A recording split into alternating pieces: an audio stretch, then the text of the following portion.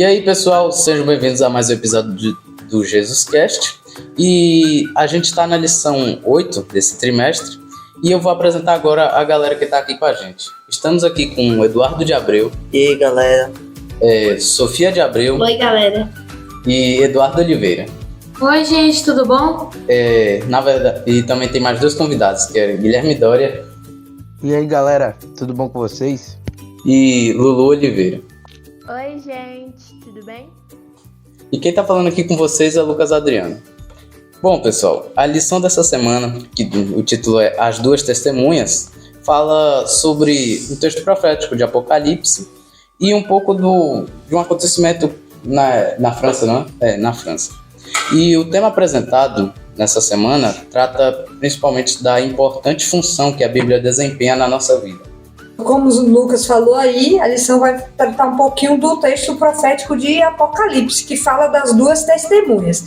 E essas duas testemunhas mencionadas no livro referem-se nada mais, nada menos do que o Antigo e o Novo Testamento. E elas revelam o caráter de Deus e o plano da salvação. Porém, elas representam muito mais do que apenas páginas escritas da Bíblia. Ela também representa nós, as pessoas que estão proclamando a mensagem e aquelas pessoas que já proclamaram, né, a mensagem de Cristo ao mundo. E elas não são simplesmente pessoas que testificaram da Bíblia, mas pessoas cuja história tornou-se parte da história de Deus e dos seus filhos. Então, o objetivo dessa lição é incentivar vocês, adolescentes, a acreditar, né, e aceitar que a Bíblia é a palavra de Deus e é ela que nos liga a Ele, que é o nosso Criador e Redentor. Então vamos lá. Esse podcast eu vou fazer várias perguntas. A gente já sabe que o tema é esse, já sabe que teve uma noite, né, a lição vem falando da noite do terror, que foi quando as Bíblias foram queimadas, né? Então, a França queria acabar de vez com as Bíblias lá e eles queimaram as Bíblias, né? Perseguiram os cristãos e eles achavam que realmente eles iam acabar com todas as Bíblias que existiam. Mas a gente sabe que eles morreram todos e a Bíblia continua aí. Então, a primeira pergunta que eu faço, né? A gente vai estudar a Bíblia falando dessas duas testemunhas e a primeira pergunta que eu faço para vocês vocês têm dificuldade de estudar a Bíblia e por quê? Dificuldade eu tenho. Porque eu mesmo luto contra a minha própria vontade de não estudar. Eu tenho muita dificuldade em questão de, muitas das vezes eu não consigo entender algumas palavras na Bíblia.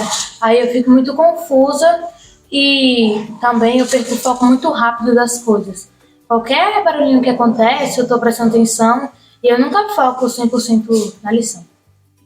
Eu acho que as coisas e compromissos ao longo do dia fazem com que esqueçamos de estudar a Bíblia, mas se mantermos um ótimo relacionamento com Deus, conseguiremos ler, colocaremos o estudo dela como prioridade e poderemos assim separar um tempo e não ficar tão difícil de estudar a Bíblia.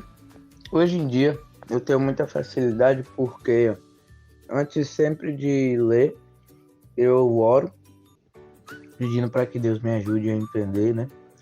Eu tento interpretar, né, e entender o que está se passando ali também no contexto da história e vou lendo e tento não ler muito rápido também, né, ler devagar para prestar mais atenção no que está escrito ali, né, para ter uma melhor compreensão.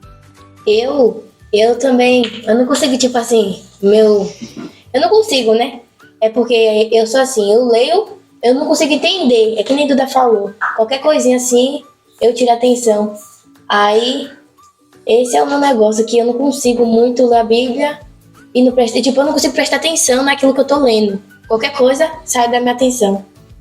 Eu não tenho muita dificuldade porque quando eu vou estudar, eu sempre tenho alguma parte que eu não entendo, eu pesquiso. Vocês já responderam mais ou menos aí a segunda pergunta, que é o que atrapalha vocês na hora de estudar a Bíblia? O que desvia a atenção de vocês? Acho que uma das coisas que mais me atrapalha quando eu estou estudando a Bíblia é porque, tipo assim, se eu estiver lendo e alguma pessoa fizer alguma coisa que me dê vontade de rir, eu acabo tirando a atenção da leitura e acabo rindo e e tipo, falando, né, com aquela pessoa.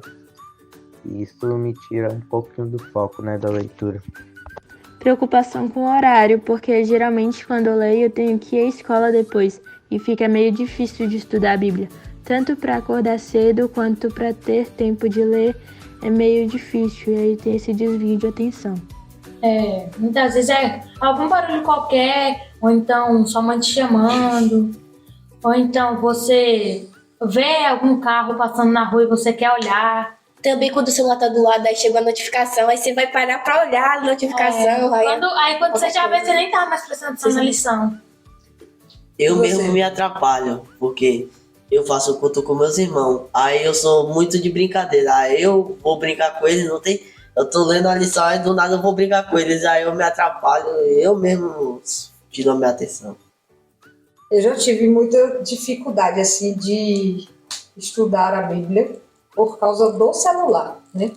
Mas aí, quando eu entendi que o mais importante era primeiro a comunhão com Deus, aí eu já acordo, eu já nem pego o celular. Celular, para mim, de manhã cedo, é só para desligar o despertador até que eu estude a Bíblia, até que eu estude a lição, faça a minha meditação e tal. E aí, depois, aí eu vou me arrumar para ir para o trabalho, depois eu pego no celular.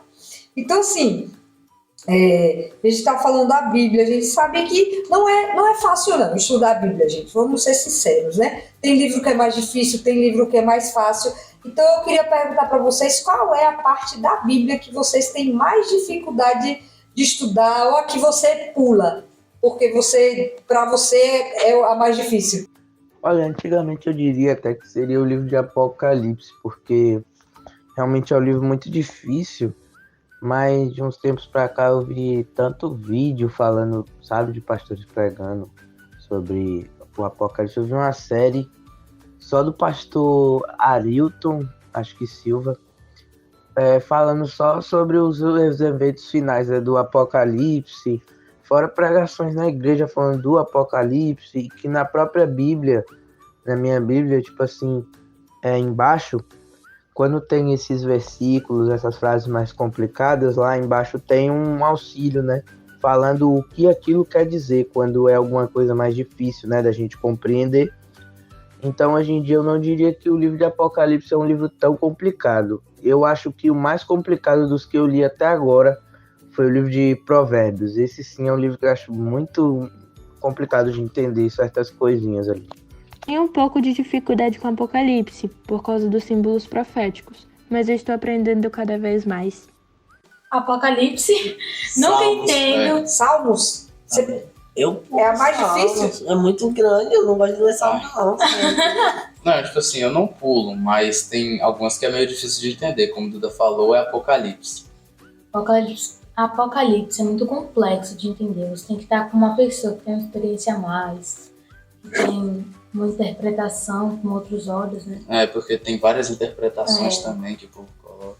E qual é a parte que vocês mais gostam de estudar? Provérbios. Apocalipse, pra mim. Pra mim também é Apocalipse. Mesmo que Apocalipse? Pra mim é Mesmo Apocalipse. Eu consigo Mas entender é alguma coisa. difícil, é bom estudar, é bom saber daquilo, né?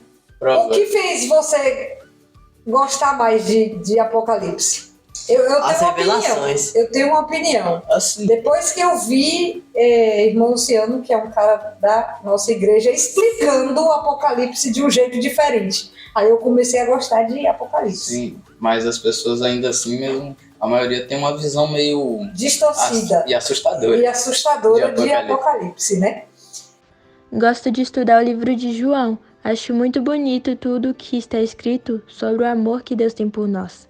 Tanto que eu gosto muito de João 3,16, é meu versículo favorito, que fala sobre o amor de Deus e que ele enviou seu filho para morrer por nós. Acho muito lindo isso e que Deus ele tem um cuidado conosco como um pastor que cuida das suas ovelhas. Pra mim, não tem nada igual do que estudar Apocalipse. É um livro que eu acho muito, muito incrível. Ver que tipo, toda aquela simbologia tem muita conexão com as coisas que são pregadas, sabe, na igreja sobre o Apocalipse. Eu fico muito admirado, sabe? Fico impressionado com os significados das coisas ali que são simbólicas no Apocalipse. E eu acho o livro mais incrível da Bíblia toda. Sem dúvida, é o livro que eu mais gosto de estudar. A parte que eu mais gosto hoje de estudar é a vida de Jesus. Eu gosto de estudar provérbios. Eu também. Provérbios, Conselhos. Salomão. conselhos, né? E a gente está falando de testemunha, está falando de duas testemunhas. Eu queria perguntar para vocês, o que é uma testemunha? Eu fiz a pergunta, eu estava gravando outra coisa com os meninos ali, e eu fiz essa pergunta e teve várias respostas. Para vocês, o que é uma testemunha? Olha, eu acho que uma testemunha é quem serve como prova de algo, e testemunhar significa manifestar por palavras ou atos. Então, podemos ser testemunhas. Podemos falar e demonstrar do que acreditamos, ou seja, falar e mostrar de Jesus, sermos testemunhas de Cristo. Bom, acho que para mim uma testemunha é quando eu cometo algum ato e alguma pessoa presenciou, né, aquele ato, ela viu, e aí ela se torna testemunha daquilo que eu fiz, ela sabe, né, desse ato aí que eu cometi. Bom, pra mim, testemunha é uma pessoa... Depende, de qualquer sentido, testemunha é uma pessoa que estava ali presente na experiência. É a mesma coisa que eu acho. Alguém tem alguma opinião diferente? Ou todo mundo igual? Pronto. Aí, eu fiz uma pergunta lá para os meninos, né? De se vocês tivessem 3 minutos para falar com alguém sobre Deus, o que você falaria? 3 minutos. Eu falaria que ele era amor. Chega o governador, o prefeito e chega para vocês, você tem 3 minutos do seu tempo para falar quem é o seu Deus. O que vocês falariam? Meu Deus, é um Deus de amor. Eu também ia falar isso, eu vou ver. Que está lá pronto para ajudar o próximo, não está lá para castigar as pessoas. E que só quer o bem. Acho que ia falar isso. Eu também acho que ia falar a mesma coisa que a Duda falou. Pronto. Então vamos mudar um pouquinho a pergunta aqui, ó. Vocês pensem aí num personagem da Bíblia e o que aconteceu com ele. E pense aí que esse personagem que vocês escolheram tá no tribunal e questiona justamente isso que eu perguntei para vocês. O que você diria sobre Deus? Se fosse João no tribunal. Se fosse Ju. Pensei que fosse Pensem no personagem. Paulo, a gente tem Paulo, tem Jonas, tem Pedro, tem todos os apóstolos, os discípulos aí. Jesus. Próprio Jesus. Jesus ia falar que era filho dele. Ele ia falar dele mesmo. Eu ia falar dele mesmo. Jesus ia chegar e falar assim, inclusive eu sou um deles. Eu sou ele. Aí ia confundir a galera toda lá. Nossa, isso é engraçado. O personagem que eu escolhi foi Esther, e eu falaria que Deus ele é muito bom, ele nos ama muito e escolhe pessoas para falar dele para os outros. Devemos confiar nele e saber que a vontade dele sempre é a melhor. Bom, o personagem que eu escolho é João. Eu acho que o que ele teria a dizer sobre Deus seria que Deus é muito, principalmente Jesus, né? Da parte de Jesus. Eu acho que ele diria que Deus, né, no caso, é um cara que é muito amoroso, muito acolhedor, né? Porque nas próprias escritas dele, né, ele se considera o discípulo amado, ele se considera o discípulo que foi muito amado e acolhido, né, por Deus, eu entendo assim. Eu acho que é isso. Mas pensei em Paulo. O que Paulo diria? Quem é Deus para Paulo? Pense na história de Paulo. Bom, o personagem que eu pensei foi Salomão, e se ele tivesse nessa situação que você falou, acho que ele falaria do tipo, Deus é bom e foi ele que me deu sabedoria e prosperidade aqui na Terra. Eu caí do cavalo e fiquei cego, mas depois de cair do cavalo eu vi toda a verdade sobre o meu Deus. Eu amo isso. Esse daí é Paulo. Depois que ele viu a verdade, ele virou Paulo, que antes era Saulo, perseguidor dos cristãos. Boa, Dudu. E agora, a outra pergunta. Então, se vocês estivessem diante desse tribunal, o que vocês diriam sobre Deus? Porque tem gente que vai, apesar do tribunal você não poder mentir, né? Tem gente que vai para o tribunal e mente descaradamente. Então, o que vocês falariam de Deus num tribunal? Eu diria que Deus nos ama e confiar nele sempre é o melhor caminho, e devemos falar do seu amor às pessoas. Ah, mano, eu falaria muita coisa, sabe, sobre Jesus, porque eu já vejo assim, né, através das escrituras, que ele é maravilhoso demais. Imagina, tipo, você conviver, né, com ele. Então eu falaria muito que, né, ele foi um cara amoroso e eu acho que eu pregaria muito, né, tipo assim, de pouco em pouco tentando levar as pessoas para um batismo. Eu não sei dizer muito bem o que eu diria, mas acho que é isso. Tipo, falaria as boas qualidades de Jesus, apresentaria o seu plano, né, para nós, e é isso, eu acho. O que você falaria sobre Deus diante de um tribunal? A pessoa Eu mesmo? Você se defendendo. Você tá lá, te acusaram de alguma coisa e agora fale aí do seu Deus. Quem é o seu Deus? Bom, eu falaria que meu Deus é uma pessoa boa, que me ama e que me tornou quem eu sou hoje. Lembrando que você é uma testemunha também ali, né? Porque ele tá te, como fala? Arguindo ali. Eu ia falar que o nosso Deus foi que salvou Daniel da cova dos leões, deu sabedoria a Salomão, deu força a Sansão e que ele ia salvar todo mundo. Essa foi massa. Falando em testemunha, né? Aqui no meu auxiliar do professor tem uma história de um cara chamado Dawson Trotman, que ele nasceu prematuro, né? Em 1906, ninguém esperava que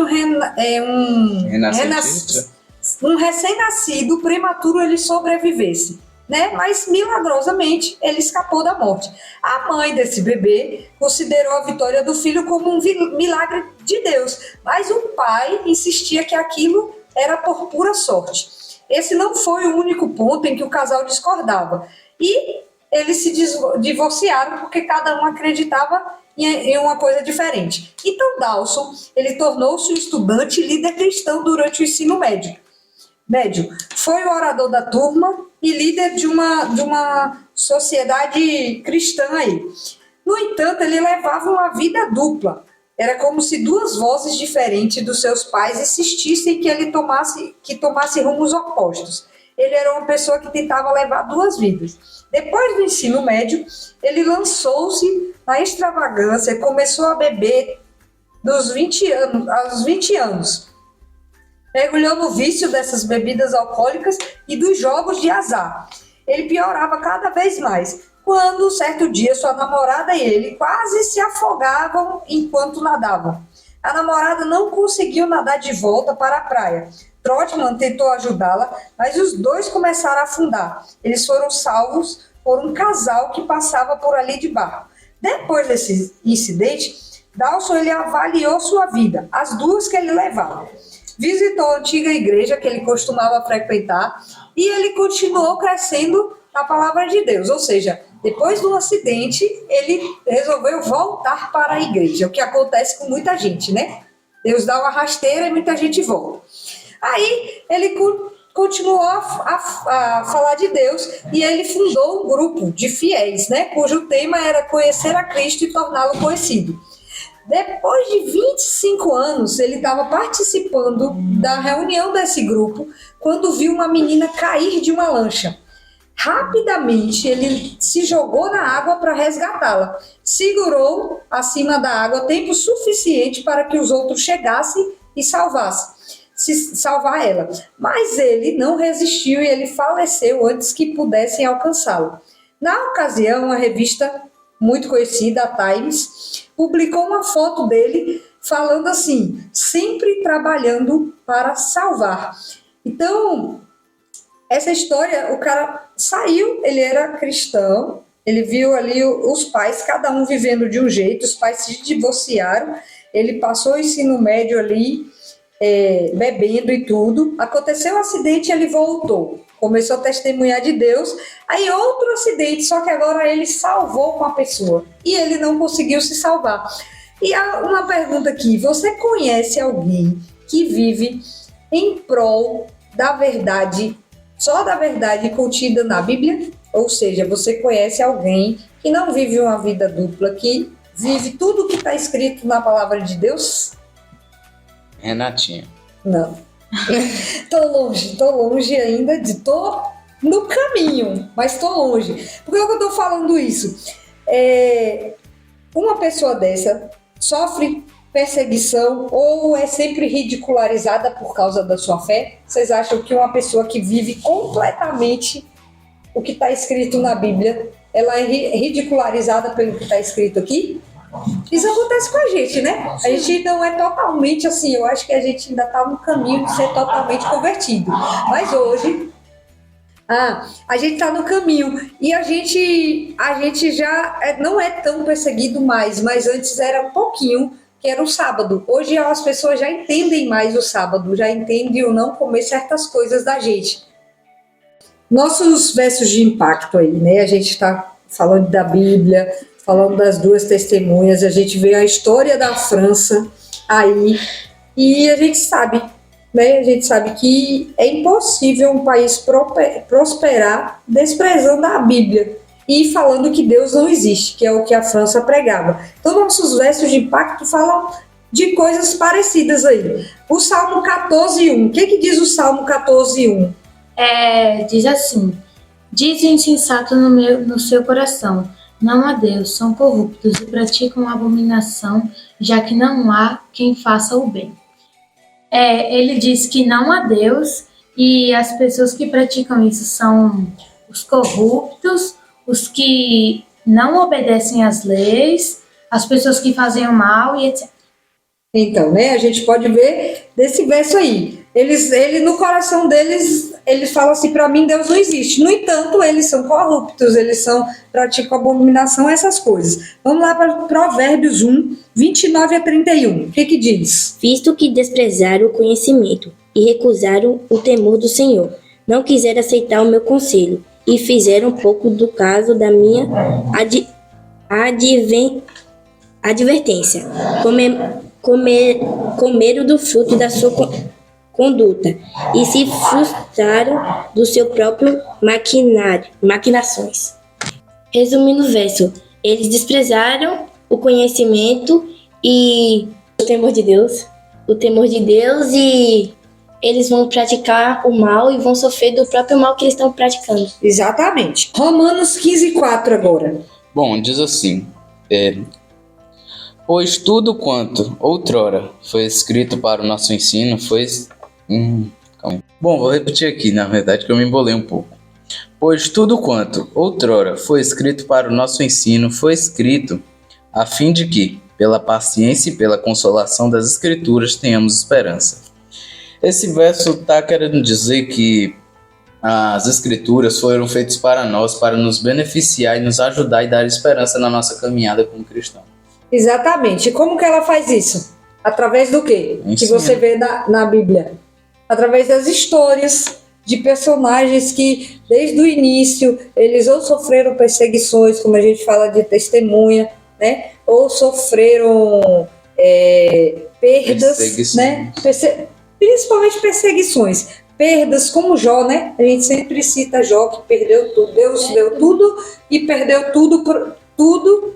A gente sempre fala de Jó, né, que Deus deu tudo, depois ele perdeu tudo, tinha tudo, na verdade, perdeu tudo, depois Deus restituiu tudo que ele tinha perdido. Em dobro. E isso porque Jó nunca perdeu as esperanças e ele sabia quem era o Deus dele. Então era o Deus que ele dá, ele tira, porque de onde Jó veio, nós todos viemos. E a gente não tem só a história de Jó, tem Jonas, tem Paulo, tem Pedro. E também, outra forma dos ensinamentos que mostra aqui na Bíblia, que mostra pra gente, é conselhos de pessoas sábias que sempre estiveram com Deus.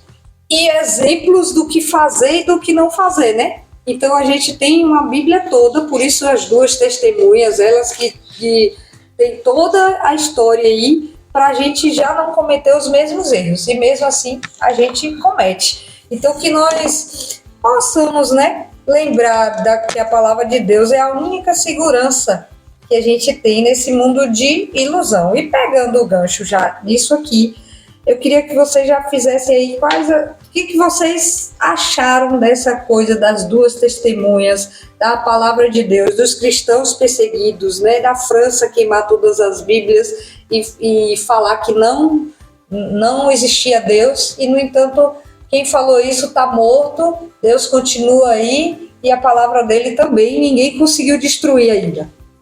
Gostei muito da lição, porque fala sobre a Bíblia e como é importante a lermos. Mostra também as testemunhas de Jesus que acreditaram em sua palavra, foram usadas por Deus para falar do seu amor às pessoas e foram salvas.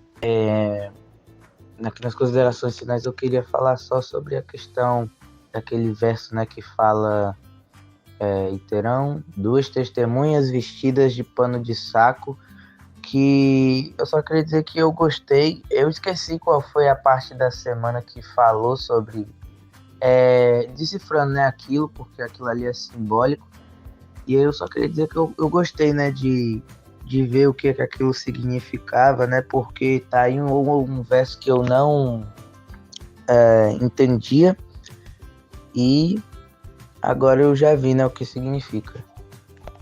Bom, o que eu achei dessa edição é que revela mais uma vez a importância da Bíblia para a nossa vida, que ela nos dá conselhos e nos ajuda a suportar esse mundo até que Deus chegue.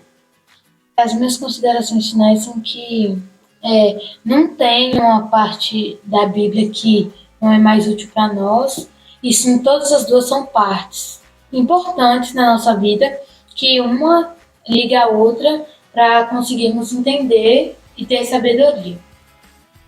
Sofia? Meu conselho para vocês é, quando vocês não estão conseguindo ler a Bíblia, ore a Deus para que o Espírito Santo abra suas mentes para vocês conseguirem entender a Bíblia, que é muito importante.